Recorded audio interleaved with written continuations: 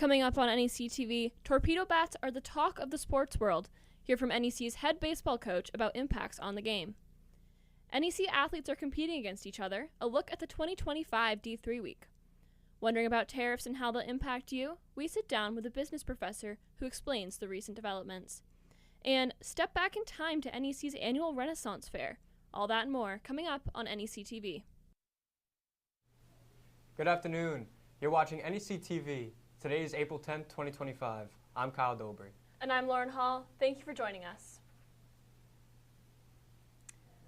We begin with our top story. The results are in from yesterday's student government election. Current SGA President Michael Barnard won the presidential race. The remaining 3 positions ran unopposed. Colin Dushakowitz will be next year's vice president. Sumana Crovey will be next year's secretary, and Charles Simmons will continue to be the treasurer. Additionally, 2 senators were elected. Isabella Consalo was elected as a senator at large, and Veronica Shore was elected as a senior senator. The role of the SGA is to advocate for student needs with NEC, faculty, staff, and administration, as well as fund capital expenses chosen by the student body. For the last 2 weeks, torpedo bats have been the talk of Major League Baseball.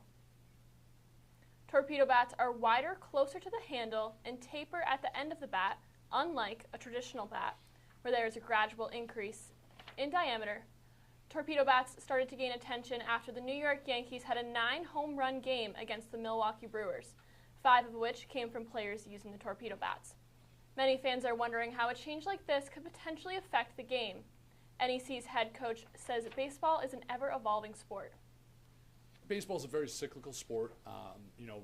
There are times where pitchers have the advantage, and then all of a sudden hitters make a change, and then there's times hitters have an advantage, and then the pitchers make a change. So it goes back and forth from the last 30 years when pitchers started throwing sliders in the late 80s because hitters started hitting curveballs, and then in the 90s people started hitting sliders, so people went back to curveballs. And the last 15 years or so, there's been an emphasis on velocity. So now the torpedo bats might be combating the velocity. So I think it's always a game of adjustments. It's like a chess game between the offenses and the defenses.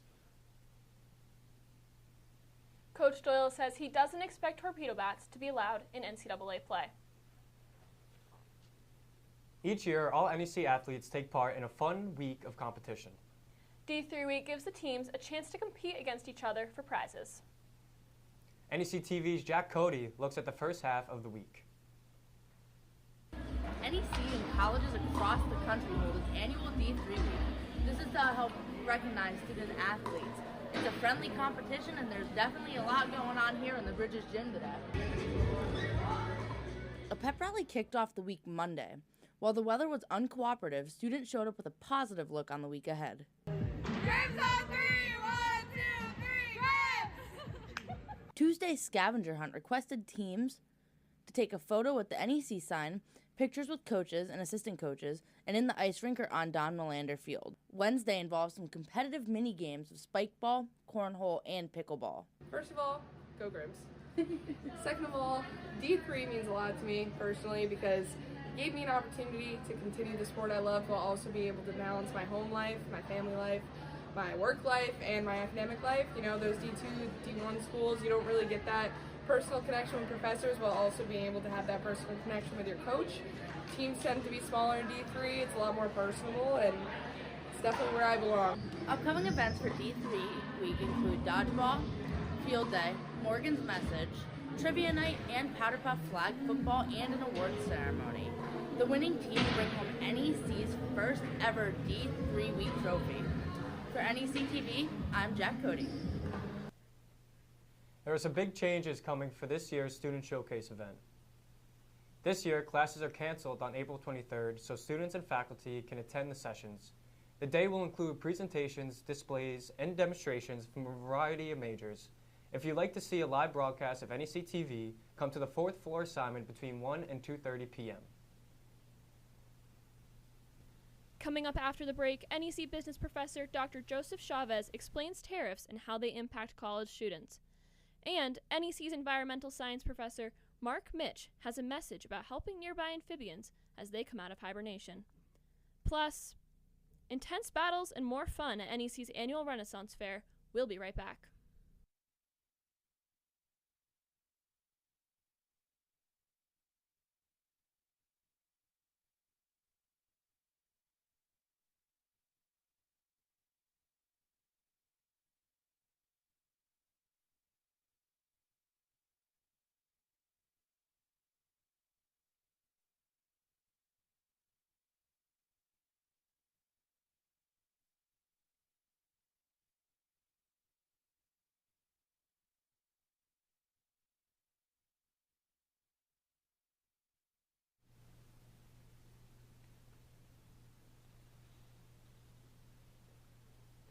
of the major topics dominating national and international news is tariffs.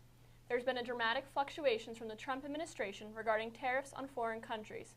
This is a complicated topic, so to break things down, we are joined by business and economic professor Joseph Chavez to explain what this all means. Thank you for joining us, Professor Chavez. So one of the biggest issues right now in the world of news are these new Trump tariffs that have been put in place around the world. So just to dumb it down, what is a tariff?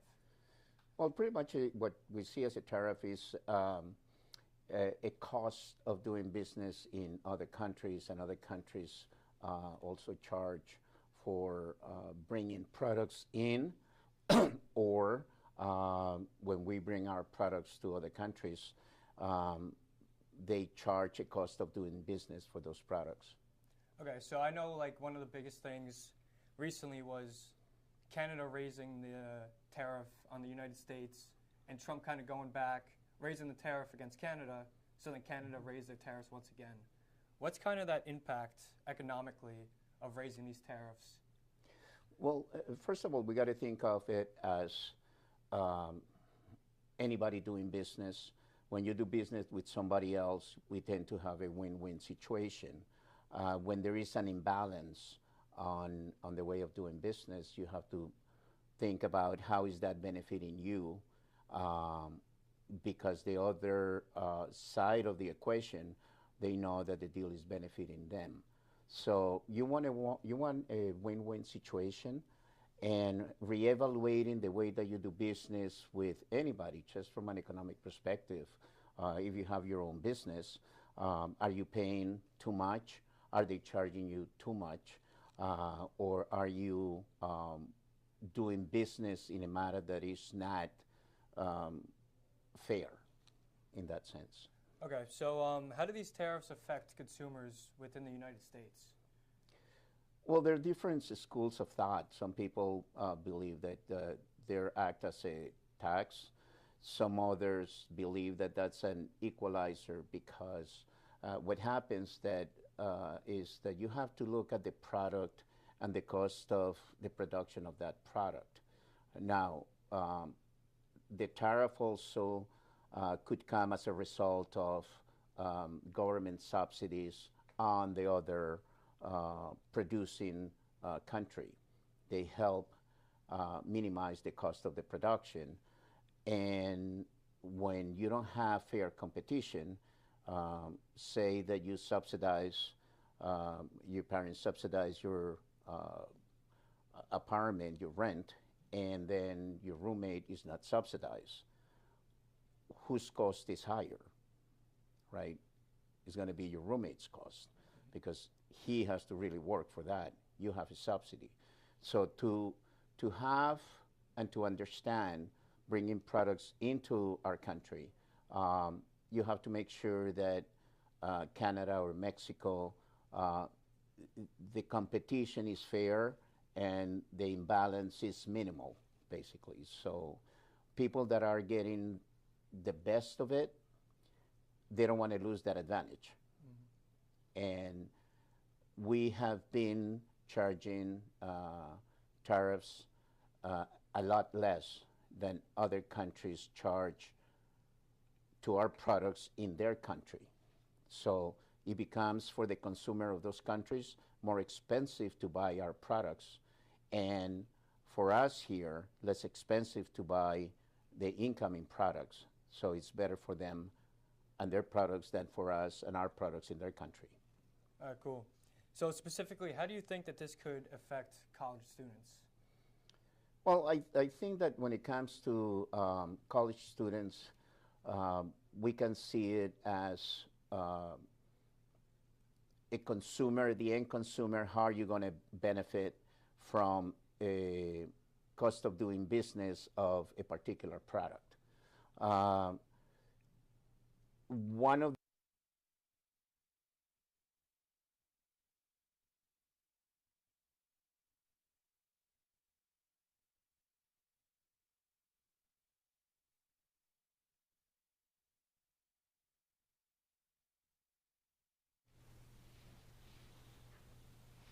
On Wednesday, President Donald Trump announced he is pausing all tariffs for 90 days, except the 125% tariff that he has imposed on goods from China. It's spring, the time of year when animals like frogs and salamanders are going to be coming out of hibernation and migrating to wetlands. You may see an increase of these amphibians on roads and walkways. That's because they often need to cross roads to make their way to vernal pools. Environmental experts say it's important to be aware this time of year because roadway deaths can negatively impact the local population. So they're returning to the vernal pools, and one of the issues that crops up is they often will cross the road. And if people are driving and they're not paying close attention to it, they could end up splattering some of these amphibians accidentally with it.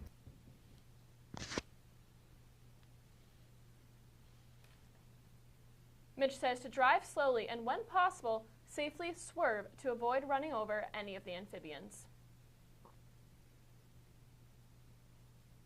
It was a step back in time as the NEC Roleplay Association held its third annual Renaissance Fair Saturday, attracting more than 150 people. The Knights Hall from Nashua performed armored combat. Additionally, attendees could throw water balloons. Several student vendors sold art and other goods, and prizes were awarded for a costume contest. The History Club, Ravens and Writing Desks, and the Photo Club helped the Roleplay Association plan the event. Coming up after the break, NEC's Danny Vargas sits down with a former TV news reporter and current NEC professor about changes in the journalism field. And we'll wrap up the show with our weekly sports recap, including a look at the winners of last week's intramural basketball tournament. We'll be right back.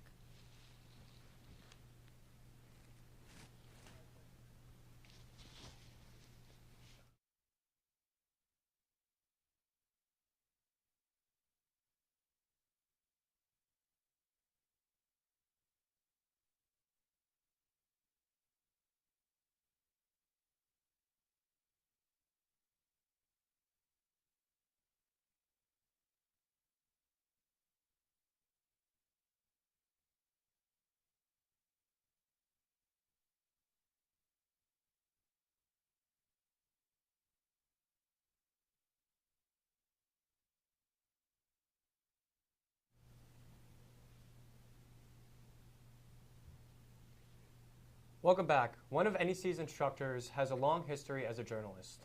NEC-TV's Danny Vargas sat down with NEC professor and former TV news reporter Andy Hirschberger about the changes and development of news media outlets throughout the years. Thank you so much for joining us today, Professor Hirschberger.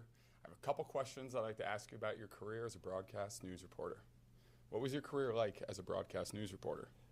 Well, it was really kind of goes in three different stages. I started out as a working in radio, doing news on the weekends, and then I did a football scoreboard show for a small radio station in Easton, Pennsylvania, WEST. And I did that for a couple of years. Then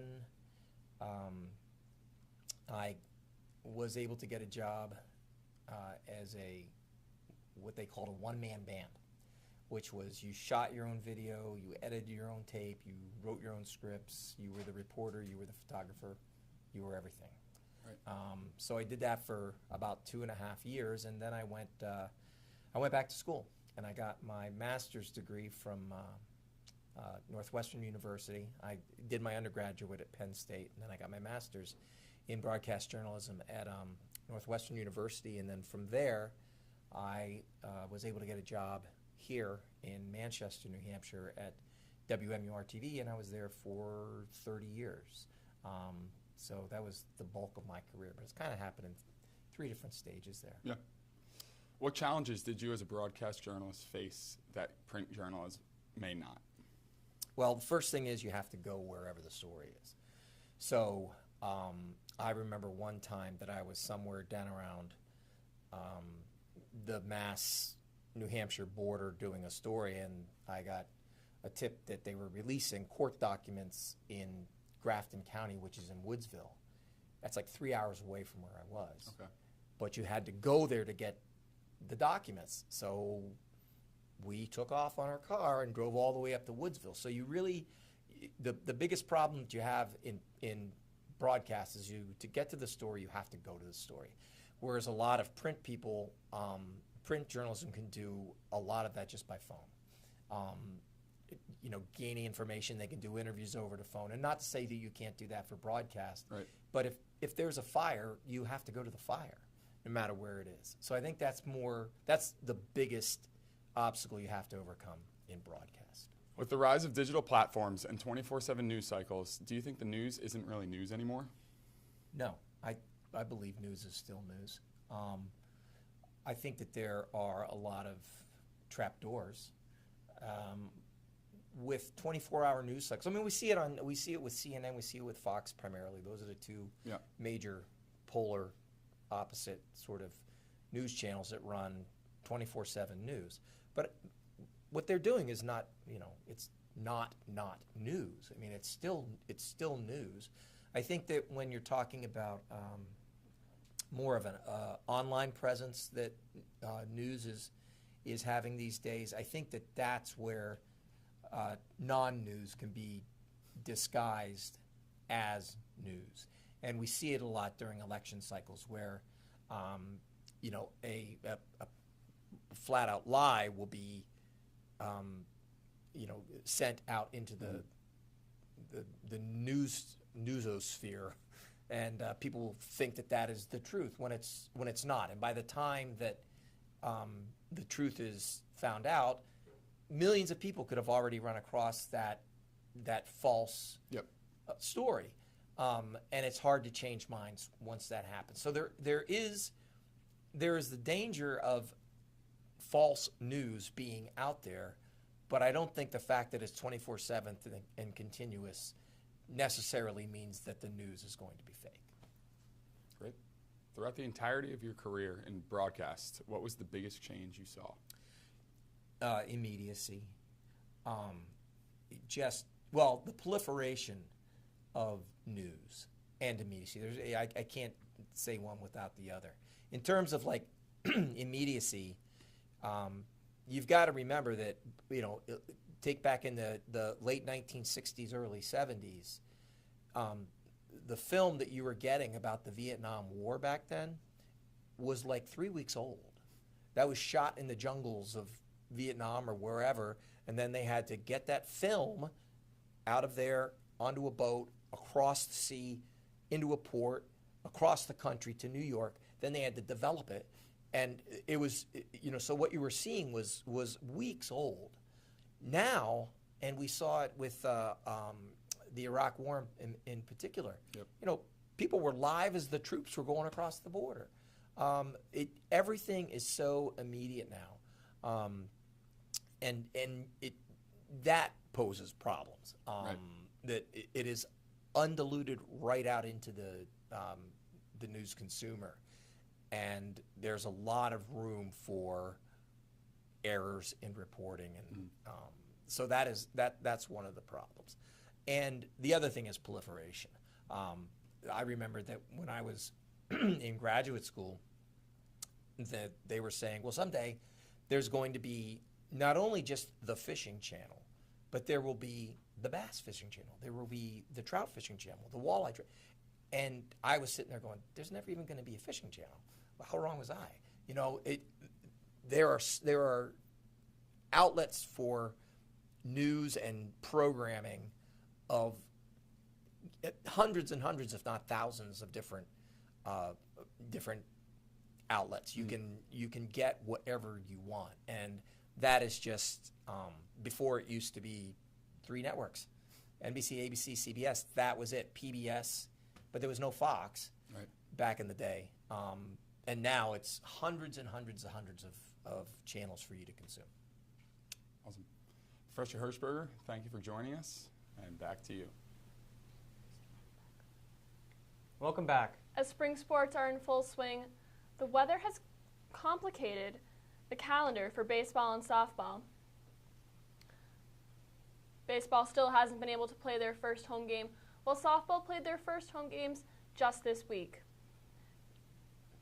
NEC baseball head coach Terry Doyle tells us more. But weather is definitely a challenge for baseball, especially in softball. We can't play in rain. We can't play when it's too cold. And we're kind of trapped by Mother Nature in that regard. So having a field that is grass and natural surface is a disadvantage compared to turf, but at the same time, it's also there's the natural way to play baseball. There's a lot of other schools that have grass fields that have to battle through those same challenges. Baseball completed the final 3 innings of their previously suspended game against Colby Sawyer yesterday, where they fell 11-8. Played another game against Colby Sawyer immediately following, losing 7-5. Baseball is back on the field for a doubleheader on Friday in Nashua against Riviere. Grace Geisler sets the NEC record for triples as the Grimm softball team swept Norwich on Tuesday. In the first game, sophomore Abigail Grimes walked off for the win for NEC by a score of 4-3. In the second game, Geisler set another record for the Grimms with her 19th walk of the season. Breaking the record that has been held for 23 years, the Grimms mercied Norwich 14-5 in 6 innings. It was a strong home win for the men's lacrosse team Saturday. Following a senior day ceremony honoring the 9 graduating players, the Grimms dominated Albertus Magnus 22-3. It was an impressive performance by several of the senior players. Danny Varga scored 9 goals, Henry Feifel had 5, and Matt Daly netted 3. Junior Ethan LaHaye says the senior group has been impressive all season. They've all been very key in our wins we've had so far, especially I'd say our attack line. They've put up pretty much our entire points this year. I mean, 2 of them lead the conference in points with Henry and Danny, and then Dale has just been unreal this year. The team is now 6-6 for the season. They traveled to Regis College Saturday for a 2 p.m. game. Women's lacrosse lost to LaSalle University 16-6. Carmela Goodwin led the Grimms in scoring with 4 goals, and Isabella Marzano had 13 saves in the game. The Grimms are now 3-4 in conference and making a playoff push. Members of the basketball team were joined by other ball players for a 5v5 tournament last week. The teams hit the court in the British Gym to compete for the championship. The Dogs won their first game in double overtime and won the second 34-17 for the gold medal. David Skeet was awarded MVP. You know, it's a individual award, but as a team, it's a whole team award, to be honest. So if it wasn't for my team, I wouldn't have got it. So you know what I'm saying?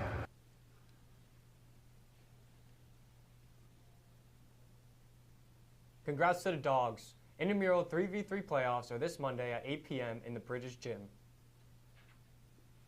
We are counting down the days for NEC's 2025 commencement ceremony. In just 23 days, graduates will walk across the stage on the Simon Lawn. Graduation takes place on May 3rd. No tickets are required. A quick programming note. We will not have a show next week, April 17th.